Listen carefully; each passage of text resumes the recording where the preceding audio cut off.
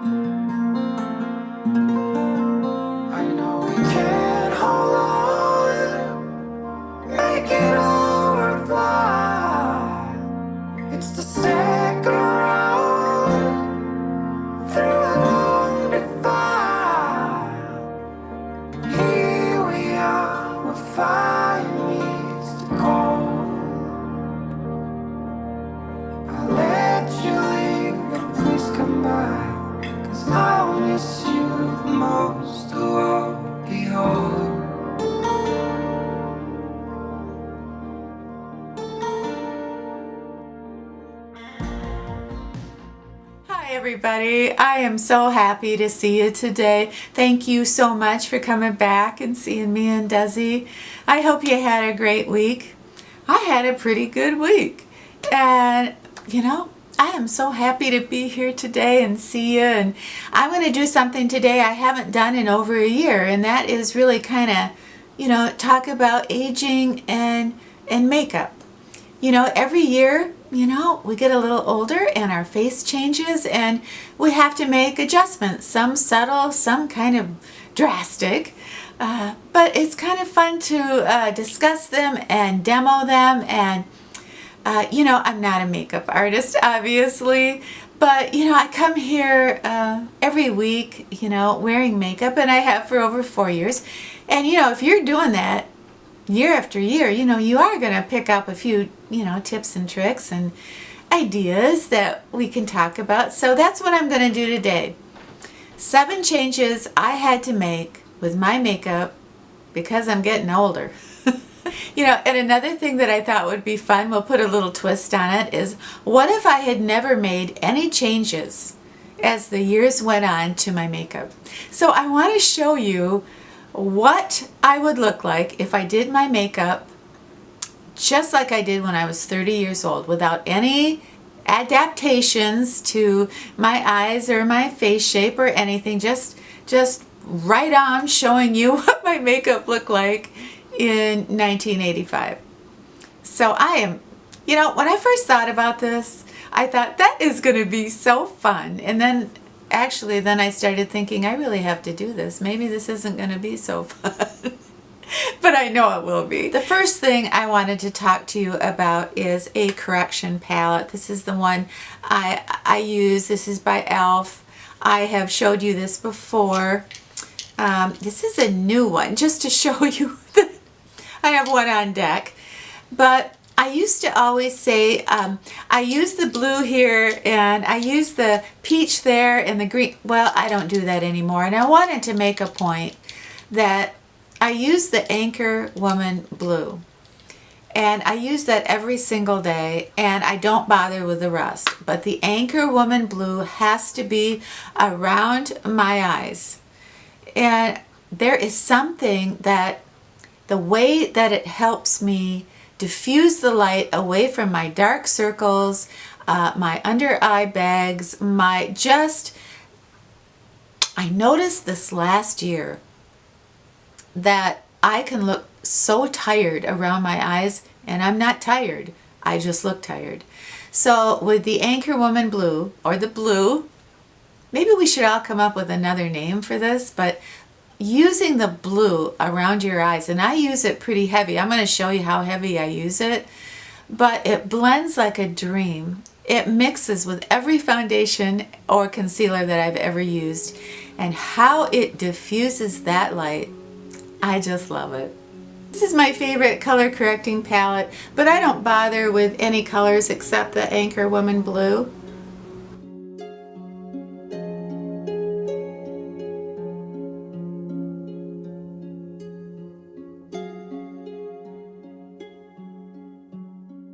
The foundation that I'm using today is the Estee Lauder Double Wear, and this leads me to the next change that I had to make.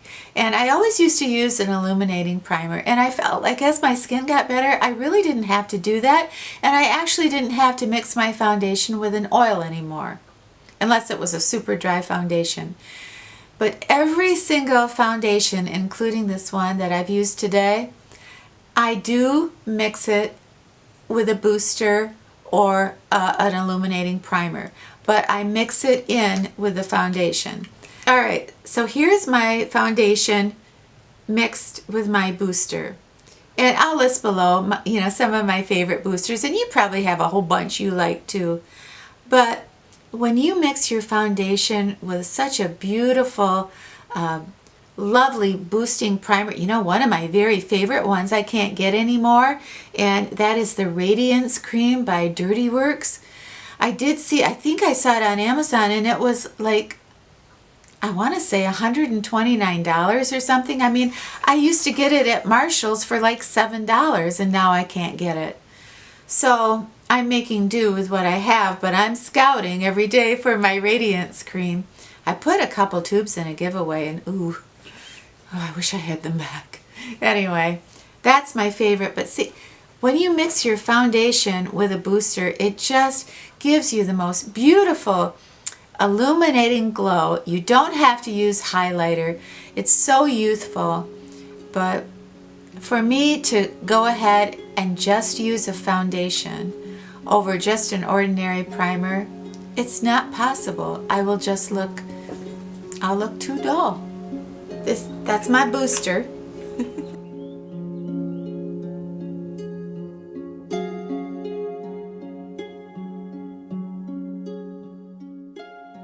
One thing I truly love is blush, and I would always get such a kick out of buying the CoverGirl Cheekers where you get a highlight and a beautiful rose blush, and I would just pile that on for probably the last couple years until one day a few months ago I realized that all that shine and luminosity from the blush was making my laugh lines look so deep.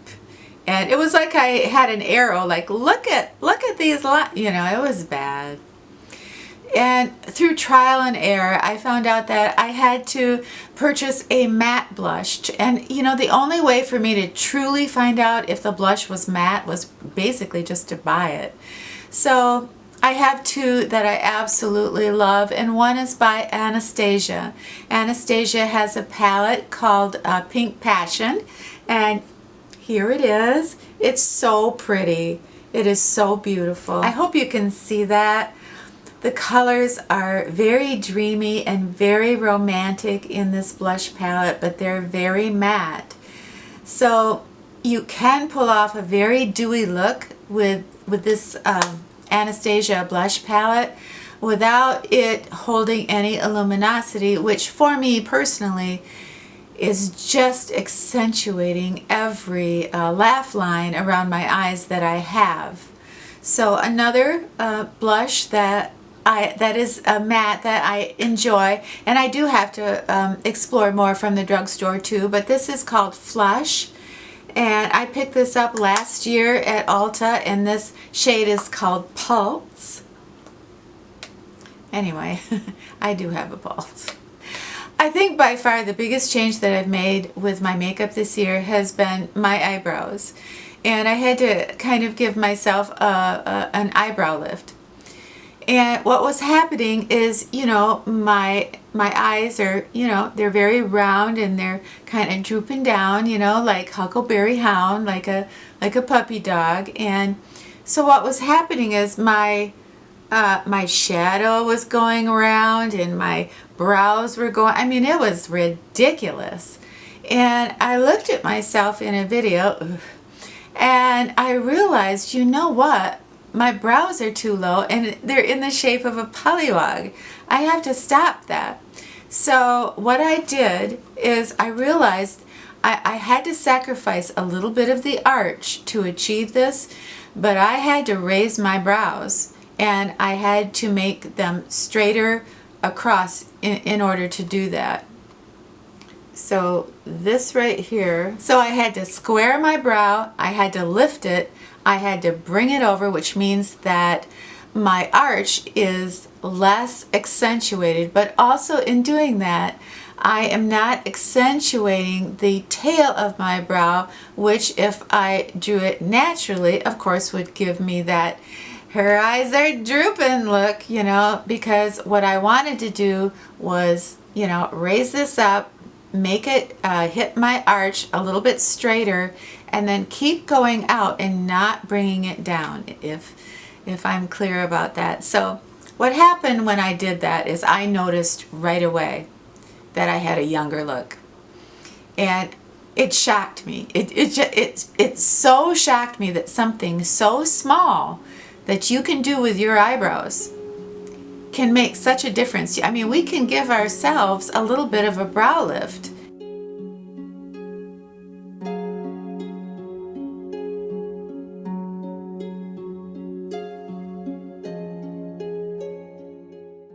A lot like what I said about my eyebrows bringing my eyes down, well, so was my eyeshadow, and I no longer could do the inner V. The inner V, no matter how long I would take blending out the inner V, it looked terrible. It looked like I hadn't even tried to blend my eyeshadow out. So I just gave up. So what I started to do was just go ahead and take the brush and contour my eye and then just flip it up. So in other words, where you're going to put your crease color, I'm just giving it a wing. And that way I'm freed up from trying to blend. I mean, I still blend, but there isn't that deep dark color in the corner that I am never going to be able to smooth out for you, because I can't do that anymore.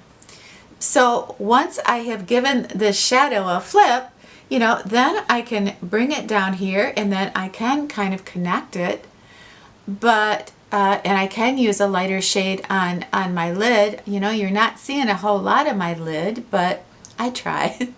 But I think that this contouring of my shadow, when I started to do that, I felt so much more confident that what I was doing didn't look so bad. The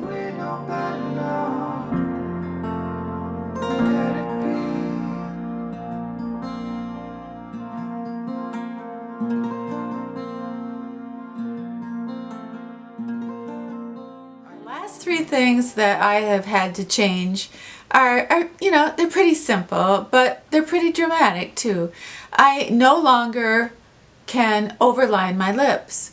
It just doesn't work. When I overline my lips, people look at me and go, "Oh, you overlined your lips."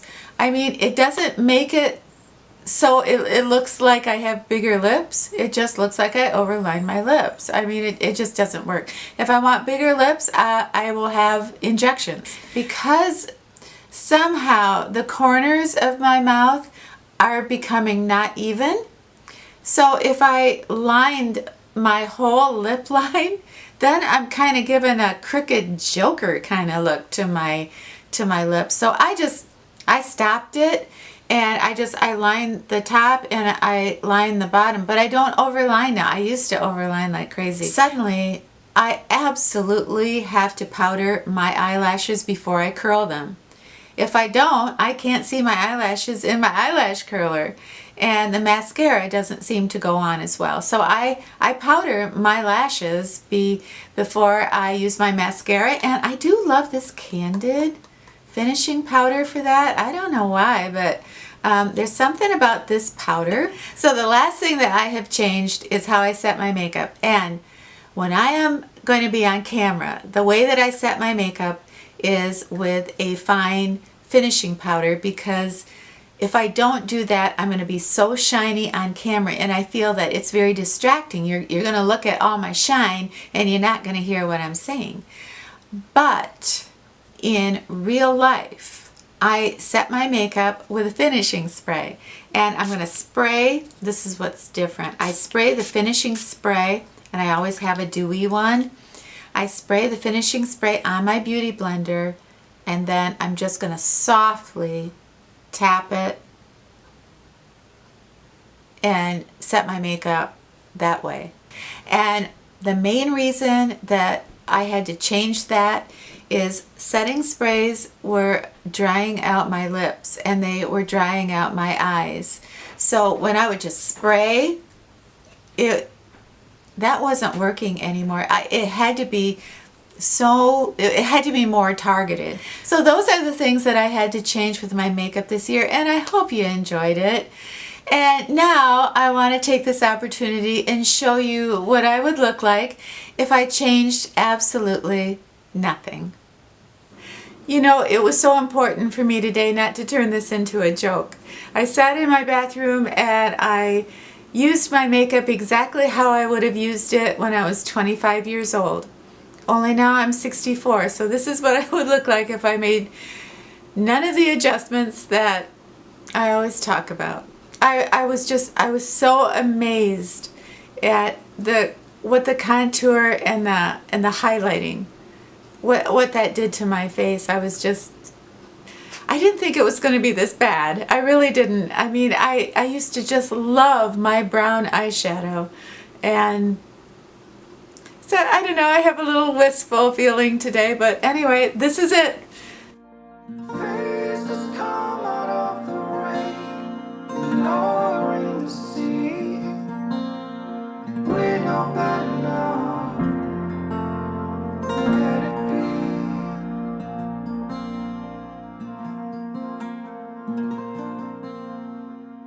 You know, a lot of you know that I was raised by my mother and my grandfather.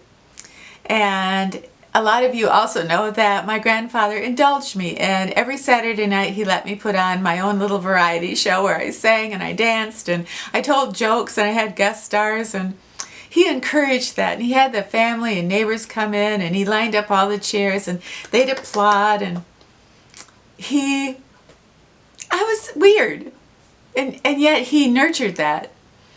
You know, if she's gonna sing and dance, we're going to watch her and we're going to encourage her. And it served me well all my life in so many different ways. So I just wanted to tell you this. I was on my way to visit Bill at the nursing home, and I went into the Dollar General to get him his favorite cookies. And there was a little girl, you know, right around my age when I was doing my shows, and she was singing at the top of her lungs. And she had a beautiful voice. And she was just, I mean, I know it's not appropriate to sing loud in a store, but it was wonderful. And it brought back so many memories. Until I heard her dad say, "Shut up, stop." And it took my breath away. And she looked so crushed, and she stopped right away and she put her head down. And I made sure that she could see me, and I said, I winked at her and I said, "I liked your song. I liked your song." And she smiled so big. I was telling Bill this story of the little girl in the store, and he suddenly said, "You know, I've been staring at that picture all day long of you and your grandfather, and I'll never forget how wonderful he was to you." And I wanted to know, did your grandfather know how much you loved him for encouraging you all those years when you were little? And I said, yes, yeah, he did. He did know that I appreciated him, and he did know that I loved him. And it was funny, you know, when I was riding home that night, it occurred to me, I don't have any picture of me and my grandfather in Bill's room. The picture that Bill said that he was staring at all day was a picture of me and him.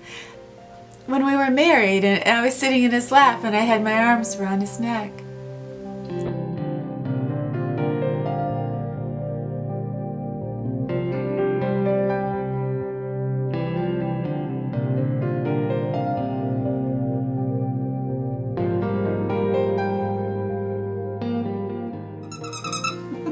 Hey everybody, thank you so much for hanging out with us today. I hope you enjoyed the video, and I also hope you have a wonderful Father's Day. So have yourself a wonderful brand new week, and when you're done with your week, come back and see me and Desi, okay? Alright, it's a deal.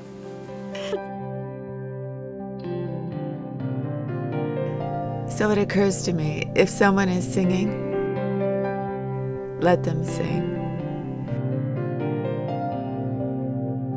If someone is dancing in the rain,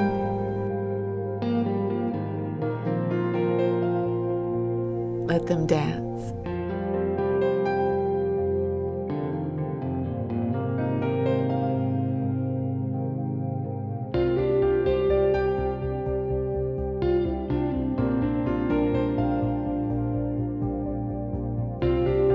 And if somebody tells you they can fly,